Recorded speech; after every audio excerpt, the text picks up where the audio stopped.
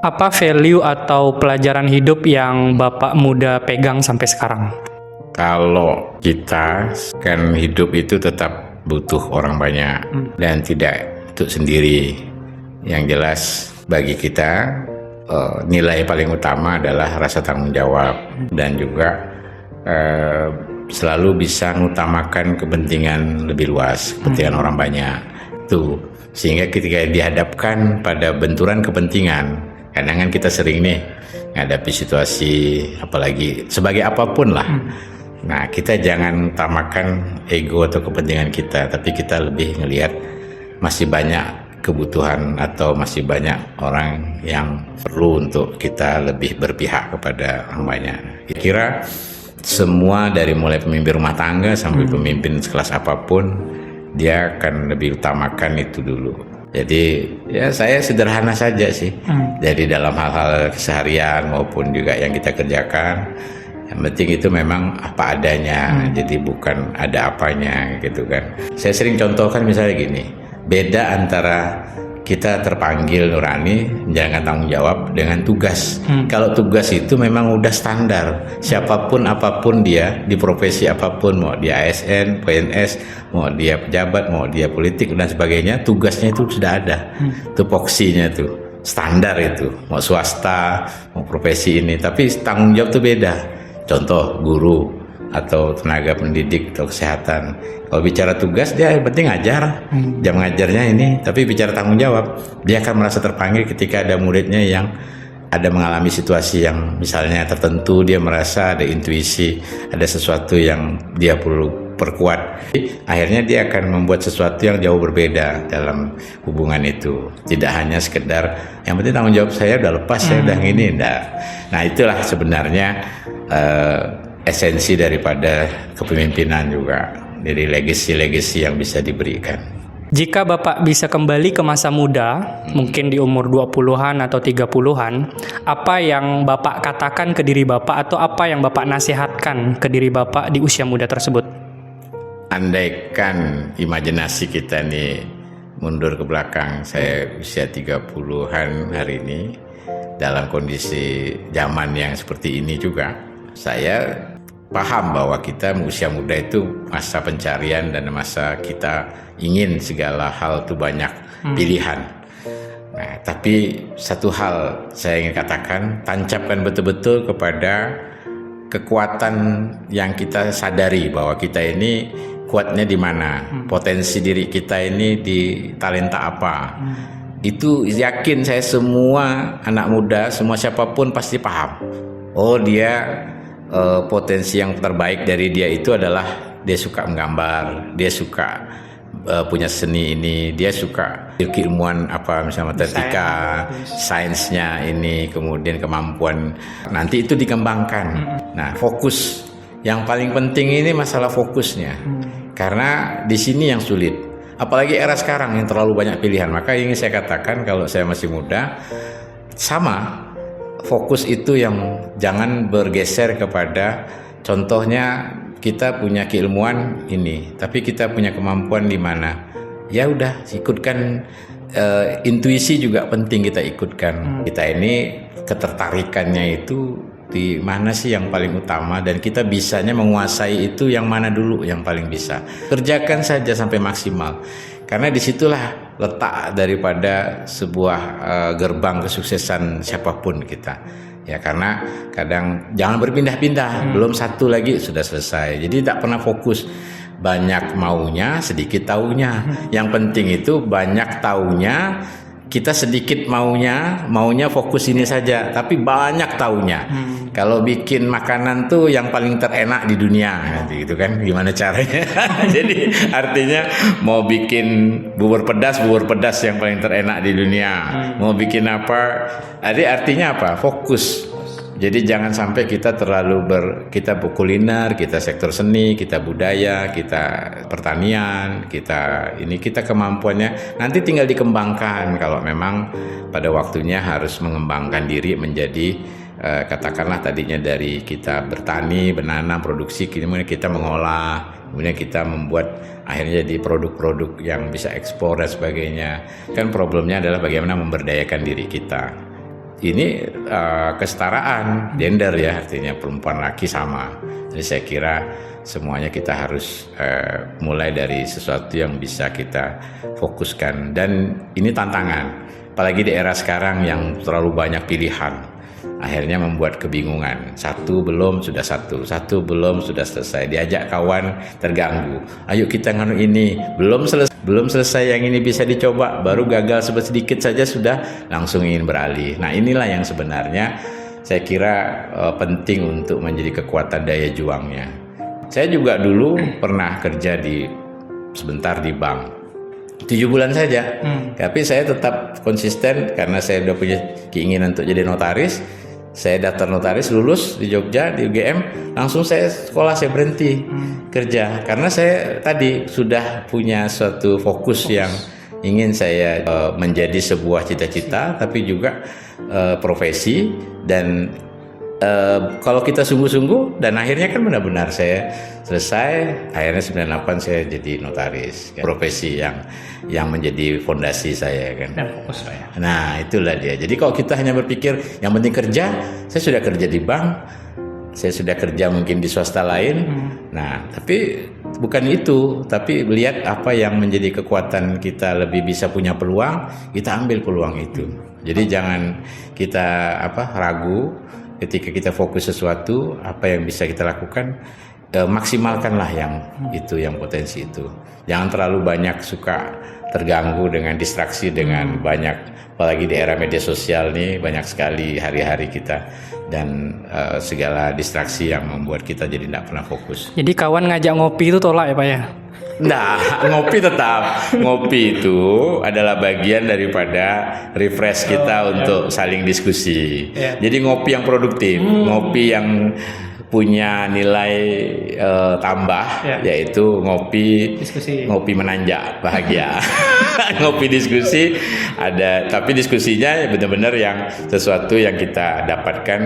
Karena ini penting ya. Sekarang kalau dari ngopi itulah banyak inspirasi juga kadang-kadang muncul, karena kita sesuatu itu dibicarakan dengan ringan, dengan rasa rendah hati ya. Tidak, jangan kita bertemu teman itu saling menunjukkan arogansi atau tinggi hati. Yang penting itu semuanya dengan rendah hati, ingin mendapatkan ilmu, mendapatkan pengalaman, dapatkan tukar pikiran, dapatkan inspirasi. Kalau kita punya etikat baik, berteman, solidaritas, kita sudah. Maka saya sering bilang teman-teman, kalau kita reuni, kita ini bukan melihat siapa yang paling sukses di antara kita, siapa yang udah pakai mobil, siapa yang masih, mohon maaf, kehidupannya belum ini. Jangan, tidak usah. Reuni itu bukan untuk seperti itu. Justru kita harus berterima kasih, karena dari situlah, jangankan kawan SD, kawan TK, kawan SD, kawan SMP, itu melukis kita semua. Teman-teman itulah yang melukis kita, lingkungan kita, yang membuat kita itu tumbuh, dan akhirnya percaya diri, dan akhirnya punya ini. Jadi siapapun nasibnya pas tidak bagus, itu dalam reuni, dalam pertemuan, atau justru menjadi bahagia kita, dan kita tidak melihat ini semua harus. Justru disitulah yang menyehatkan satu sama lain ya, sehat mental. Nah, tidak usah membanding-bandingkan artinya ke kondisi kita, karena belum itu tidak membawa satu makna. Padahal makna daripada itu adalah, ayo semua teman kita itu adalah punya kontribusi ke kita, karena mereka semua itu adalah lingkungan kita yang mempengaruhi pola pikir, mempengaruhi visi, mempengaruhi mental percaya diri kita, dan mempengaruhi daya juang kita juga. Mungkin gara-gara dulu teman-teman ada yang suka nyakat-nyakat, kalau bahasa kita lah ya, bully-bully zaman dulu kan nyakat. Nah, gara-gara itu kita terpantik untuk membuktikan bahwa kita ini, di situ juga salah satu hal kan. Pak, izin nanya Pak, gimana sih rasanya Pak nggak punya jabatan Pak? Biasa kan kalau menjabat tuh kan ya pengambil kebijakan, disorot di mana-mana, dilayani.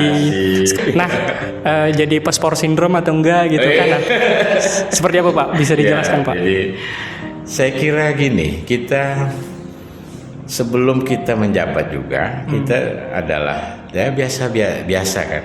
Dan saya juga ketika jadi kepala daerah, itu prosesnya yang penting melalui sebuah perjuangan. Artinya kita tidak instan, kita berjuang dulu dengan gagasan, membentuk kebudayaan, perjuangkan, kemudian kita ini. Jadi bukan kemudian tiba-tiba ada pilkada kita ikut, kan tidak seperti itu. Nah, fondasinya. Jadi saya kira saya kembali lagi ke profesi sekarang, itu karena memang kita harus kembali, karena memang kecintaan kita pada profesi ya, melayani. Nah, ketika saya jadi bupati, saya juga memang berusaha untuk, karena yang kita kerjakan kan sebetulnya adalah pelayanan, melayani dan membuka peluang-peluang. Pemikiran sederhana saya selalu gini, jadi kepala daerah ini adalah membuka peluang-peluang kepada rakyat, peluang supaya yang jauh jadi dekat, yang sulit jadi mudah, yang berat jadi ringan, yang tadi tidak berdaya jadi berdaya, tidak adil jadi adil. Itulah kira-kira transformasi yang kita buat. Jadi kita itu harus mentransformasi. Nah, saya juga selalu menancapkan dalam pikiran sendiri bahwa kita itu kan semua itu pasti berlalu, ada masanya. Tidak mungkin seterusnya orang itu akan, dan kalau terlalu lama juga tidak boleh, ya kan? Nanti jadi terbawa. Nah, waktu kita menjabat ada kekuasaan, kita jangan mendewa-dewakan. Itu selalu saya sampaikan kepada bawahan jajaran. Kenapa? Karena itu yang sebetulnya tidak boleh, karena semua itu didapatkan juga anugerah dan karunia dari Allah Subhanahu wa taala. Jadi kebaikan-kebaikan itu kita harus sadar bahwa itu memang kita yang punya prestasi, tapi prestasi itu digerakkan oleh Tuhan, oleh Allah. Contoh misalnya, ya kita kan selalu pasti namanya jabatan tuh banyak godaan lah, macam-macam. Tapi kita berusaha kontrol itu dengan apa? Makanya kita harus selalu sering diskusi, sering tetap kumpul dengan teman-teman kita maupun juga dengan semua pihak yang itu semua nilai-nilai bisa terjaga. Jadi kita harus tetap membaca, tetap menulis, produktif ya, tetap kita berpikir progresif. Karena visi itu bukan cuma hal-hal yang sifat rutinitas. Kalau rutinitas itu kan seremoni itu kan dah biasa. Tapi yang penting itu apa? Legacy-legacy yang bisa kita buat, sistem, inovasi dan langkah-langkah terobosan-terobosan untuk percepatan untuk bisa membuat sesuatu yang tak bisa jadi bisa, yang kemudian tak bergerak jadi bergerak tadi. Jadi kalau bicara itu saya kira semua orang-orang yang pensiun juga nih dari apapun, saya kira tidak perlu post-post syndrome. Kenapa? Karena justru kita apa ilmu yang kita dapat, pengalaman, nah kita bisa tumpahkan dalam bentuk. Dan saya pun sekarang suka berkebun, Rudi. Bertani, berkebun itu memang udah hobi. Sejak 2014 itu saya ada bikin saung ya, secara budidaya, ada penanam-nanam, dan masih terus saya sama ibu. Setiap pekan saya selalu ada. Itu bagian dari refresh dan juga olahraga. Nah, kita juga sekali beri contoh kepada anak-anak muda. Jangan sampai anak muda tidak mau berkebun, tidak mau nanam. Padahal kan banyak pertanian, budidaya, peternak dan sebagainya yang bisa diberdayakan. Kita juga harus tetap memberikan teladan. Nanam padi pun kita masih sekarang kan, artinya walaupun kita ajak juga ibu-ibu kelompok petani untuk bisa nanam dan panen rame-rame. Sebuah kebahagiaan. Nanti rasakan beras saya ya. Saya bisa traktir teman-teman beras kampung ya. Jadi artinya apa? Kadang kita nih suka salah persepsi melihat soal martabat, harkat ya. Itu selalu keliru melihatnya. Yang dinilai ya kayak sekarang lah, misalnya orang flexing dengan menunjukkan kemewahan dan sebagainya. Saya kira bukan itu yang menentukan harkat martabat. Ujung-ujungnya nanti menjadi banyak hal kan. Jadi saya kembali ke profesi ini, tetap kita produktif, tetap kita bergerak. Saya masih nulis walaupun pelan-pelan. Yang penting ada gagasan kita, terlepas gagasan atau konsep pikiran kita itu digunakan atau tidak sama orang. Yang penting kita sudah berkontribusi, ya, kontribusi. Kemudian kita memberikan masukan-masukan kepada banyak, apalagi yang terkait dengan kepentingan-kepentingan untuk orang banyak. Jadi tidak boleh pernah lelah. Kita itu satu, tidak boleh punya lelah. Menjadi Indonesia itu adalah menjadi manusia, tidak boleh lelah. Karena saking banyaknya hal yang harus diinikan. Jadi saya kira kalau ini saya sama keluarga, sama anak-anak sudah tidak merasa kehilangan terlalu berlebihan fasilitas dan sebagainya. Karena itu kan memang sesuatu yang sudah kita lewatkan. Maka ketika kita menjabat pun kita tidak usah terlalu mendewa-dewakan, tidak usah terlalu arogansi, terlalu merintah, terlalu berlebihan lah. Santai saja lah, karena semua itu juga nanti akan berputar juga. Ketika kita di atas, kita biasa saja, tetap rendah hati, dan tidak perlu harus memandang orang rendah, remeh. Ketika kita di bawah pun, atau kita jadi biasa, ya biasa memang gitu. Jadi tidak ada sesuatu yang berubah. Yang penting kita tetap punya etikat baik, pemikiran baik, ya, dan tidak usah penuh dengan hal ini itu. Nah, makanya bagi yang pensiun santai saja. Saya udah 2 kali pensiun, waktu bupati pertama, terus bupati berikutnya kemarin. Jadi tidak usah ini. Kemudian kemarin ikut pilkada juga, belum berhasil, gagal, ya tidak apa-apa.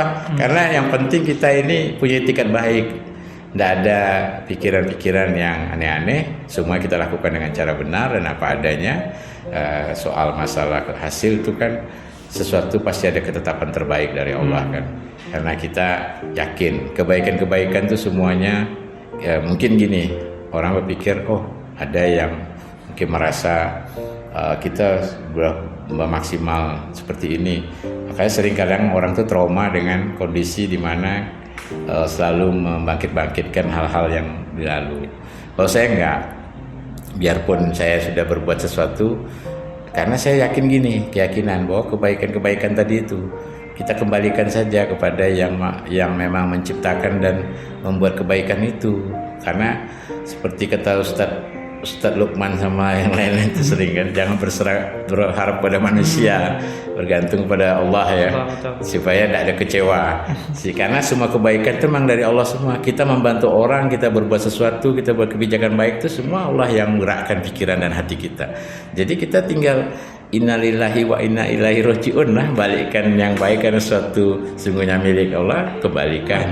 Ya kan? Jadi tidak perlu kita ini, itu udah urusan keadilan yang ini. Jadi saya juga selalu membuat pengertian kepada keluarga, pada di internal, karena saya membiasakan anak-anak dan ibu juga waktu kita menjabat ya kita biasa-biasa, tidak terlalu anak-anak terlalu merasa seperti anak pejabat dan sebagainya. Daya pengaruh kayak dulu enggak sekarang itu rasanya gimana sih Pak? Ya kalau kita mikirkannya atau terlalu berkelindan menunya, pasti orang akan jadi merasa kehilangan dan merasa seperti tidak dihargai atau apa kan? Tidak nerima keadaan. Tapi sebetulnya kalau kita sudah sejak kita jabat pun kita sadar dan tahu bahwa kita akan kembali nantinya tidak akan ada. Jadi disitulah kita kontrol pikiran dan hati kita ketika kita punya kewenangan. Dan di situ juga yang kadang orang sulit untuk mengontrolnya. Jadi saya juga sering ngasih nasihat kepada bawahan-bawahan. Waktu ada jabatan, waktu ada rezeki jabatan, kita harus selalu eling gitulah, ingat bahwa kita jangan sampai kita terbawa, terlena ya.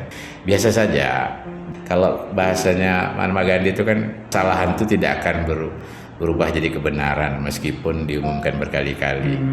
Tapi kebenaran tidak akan menjadi kesalahan atau tidak benar meskipun tidak ada satupun yang tahu gitu. Jadi artinya kita yakin dengan etikat baik yang kita gerakkan, kita jalankan. Ketika kita tidak ada jabatan atau apa, itu kita udah merasa kita udah berusaha memaksimalkan dan makna hidup kita sudah bahagia ketika bisa membahagiakan orang banyak dengan kebijakan, dengan tindakan yang kita lakukan. Jadi kebahagiaan itu didapat kecerdasan bahagia kalau bahasa saya. Jadi kecerdasan itu kan ada intelektual, kecerdasan emosional, kecerdasan spiritual, satu lagi kecerdasan bahagia. Itu teori saya. Nggak tahu lah ya. Boleh enggak tuh. Kenapa? Karena kadang orang bilang bahagia itu ngejarnya seperti apa.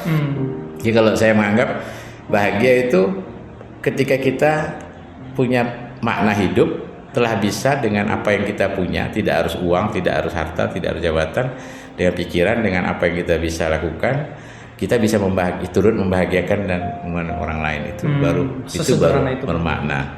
ya kan? Saya yakin semua orang merasakan itu juga, ya kan? Jadi ketika usia orang sudah mencapai sekian, pasti orang akan berpikir dan merasakan bahwa bahagia itu ketika, siapa yang tidak bahagia ketika melihat orang yang kita bisa perkuat bersama-sama melalui gerakan-gerakan, melalui ini, kemudian mereka bisa tumbuh berbeda, kemudian generasi bisa lebih bergerak ya dari yang tadinya ini, itu kan terlihat suatu kebahagiaan. Sehat, karena sehat mental era sekarang ini, kalau tidak sehat mental, depresi, cemas terus dan sebagainya, waduh, hati terus penuh dengan ini, waduh, itu gawat itu.